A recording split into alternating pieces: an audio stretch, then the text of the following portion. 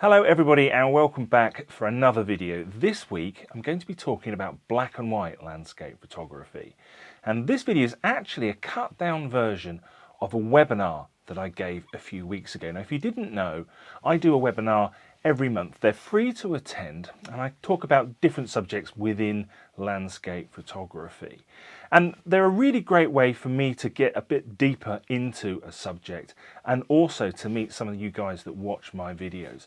So if you're interested in attending one of those, there are details on my website and there's going to be a link in the description below. Now before we get started, I do have a little bit of a disclaimer, and that is that I am by no means an expert in black and white landscape photography.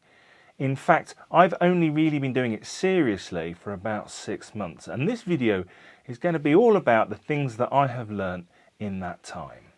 I started doing black and white landscape photography seriously at the end of March this year. That was when the UK was put into lockdown in response to the coronavirus crisis. And I wanted to turn that negative into a positive. I wanted something good to come out of it. And so I decided that I wanted to practice my black and white photography. Now every day we were allowed out to exercise and I'd take my camera with me. And during that period of time, I shot exclusively in black and white. And I'm now going to share 5 tips for black and white landscape photography that I learned during that period. My first tip for black and white landscape photography is to look for contrast. Now the first thing that I look for when I'm trying to take a black and white photograph is contrast, the difference between light and dark tones. And that contrast can really help to exaggerate shape, textures and patterns. And all of those can help to give an image a more three-dimensional feel. Now if we have contrast in a scene, we can use that really effectively to direct the eye to exactly where we want it. In most cases, the eye is going to be drawn to the brightest part of the image. And if we're aware of that, we can make sure that that's precisely where we want to draw the viewer's attention. My second tip is to shoot with intention. That is to specifically go out with the intention of shooting black and white images and not colour images. Now sometimes it is possible to rescue a colour image by converting it to black and white, but you rarely get great black and white images that way. If you want to produce consistently good black and white photos, then you have to go out and look for them. Great black and white images rarely happen by accident. My third tip is to make use of bad light. Now we landscape photographers, we usually like to shoot in that lovely warm light that we get at the beginning and the end of the day. Typically when the sun gets too high in the sky, it becomes too harsh and it creates very harsh shadows and very bright highlights. But that's exactly what we need if we want to create contrast. On the flip side, if we're shooting in overcast conditions where the light is very soft, then generally the scene will lack contrast. Now when we get back to Lightroom and we try and process that images, we're going to try and inject as much contrast into that image as we possibly can. Now if we do that to a colour image, typically what will happen is we'll end up getting some really weird looking tones, not attractive at all. But of course we don't have that problem if we convert to black and white. Now typically I shoot at sunrise and I'll start by shooting in colour, but then as the sun comes up and the light gets harsher, I'll switch to looking for compositions that work in black and white. My fourth tip is to use your camera's monochrome picture style. Now I really struggle to visualise a scene in black and white. When I started shooting with a mirrorless camera, it completely revolutionised my black and white photography because I was able to turn my camera's picture style to monochrome. So that way I didn't have to visualise what a scene would look like in black and white. I could see exactly what it looked like. Now of course this is much harder to do with a DSLR. You end up waving it around trying to use the LCD on the back. But most of us on our phones will have a black and white picture style, and that can really help us to visualize what the scene looks like in black and white. My fifth and final tip for black and white landscape photography is to focus on the mood.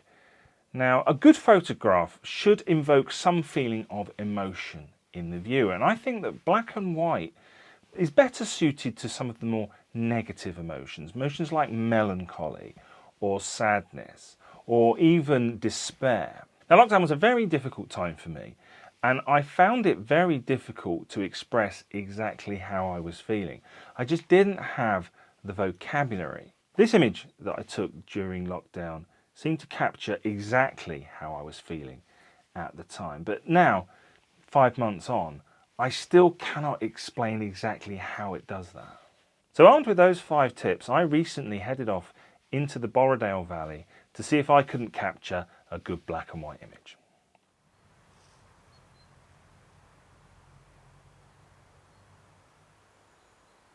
So let's see if I can put what I've learned into practice. So I've come out this morning specifically with the intention of taking some black and white photographs. So I'm shooting with the M50. I have the picture style set to monochrome so that I can visualize the scene more easily. It's a pretty grey, overcast day, and I'm out looking for contrast, and I'm looking for opportunities to show texture and shape and patterns. And I've had a bit of an epiphany. As you can see, I've come to the woodland. I'm here in Borrowdale in the Lake District. And this is an area where I really struggle. Woodland, I'm really not very good at it. And obviously the big problem is that it's just so chaotic. But shooting in black and white might help that. What that's going to do is that's going to take away some of the distractions of colour and allow us to focus on the shapes of the trees and the tones. And so I'm actually feeling pretty optimistic here. I think I might have had a bit of a light bulb moment.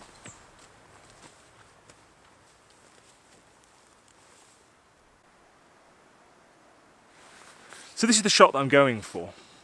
This old decaying tree has caught my eye. I really love the shape of it. And it's surrounded by other trees. I think they're silver birch. And there's a clearing. See, we get a pretty clear view of that tree.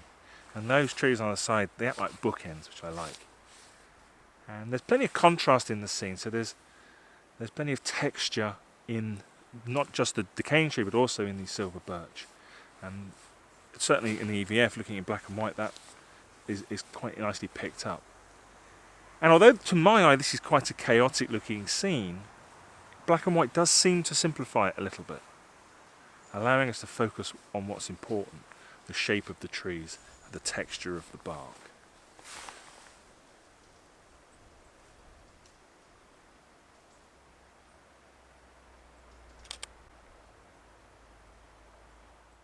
So this is that image that I captured at Borrowdale. Well, at least this is the colour version of that image, and I quite like it. I'm pretty pleased with it. I love the composition. I think the tree in the middle really stands out, really catches the eye and draws you in. And I quite like the muted colour palette. It was a very grey, kind of overcast day, so there aren't really any hugely distracting colours in that image. However, if you do convert that to black and white, I think it changes the image completely. You completely lost any of the distraction of the colour, and that allows you to focus in on the shapes of the trees and the textures in the bark. I also took this portrait shot, and this has the added advantage of having those ferns in the foreground. And again, the black and white conversion really brings out the patterns and the shapes of those ferns, allows you to concentrate on those. So I'm now going to talk a little bit about how I processed that image. So the first thing that I did, I pulled it into Lightroom and I did the usual exposure tweaks that we would normally do. So I tweaked the exposure, and I lifted the shadows, and I pulled down the highlights to reveal a bit more detail there. And then I did the black and white conversion. And then I'm ready to start the process of editing this as a black and white image. And once again, this is a 5-step process that I go through. So the first thing that I want to do to any black and white image is to get more contrast into it. And I do that by using a tone curve preset. And in this case, I used a strong contrast preset.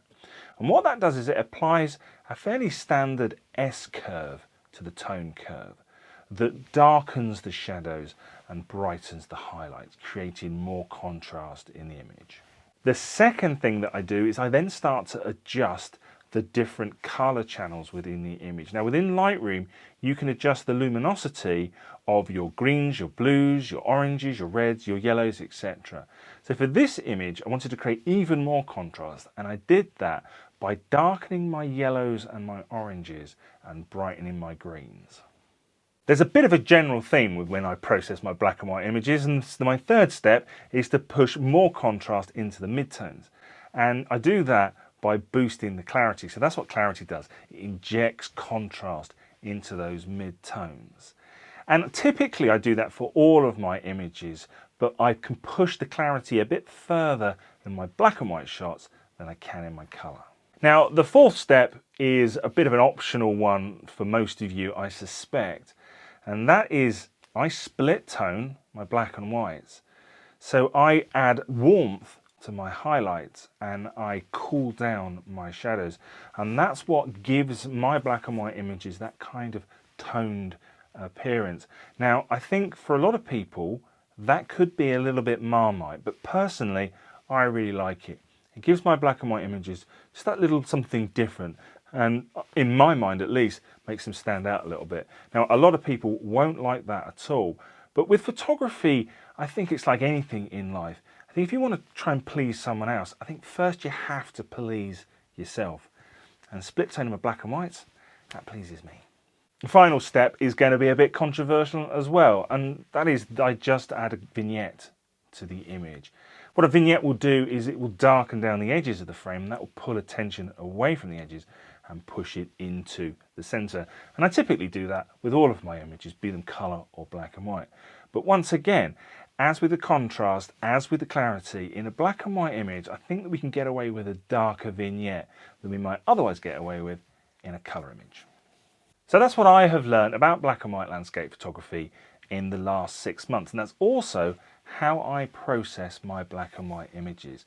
If you found this video useful, do please give it a thumbs up, and maybe you'll even consider joining me for the next video when we're going to be asking the question, what's better for landscape photography, using a tripod or shooting handheld? Hopefully I'll see you then.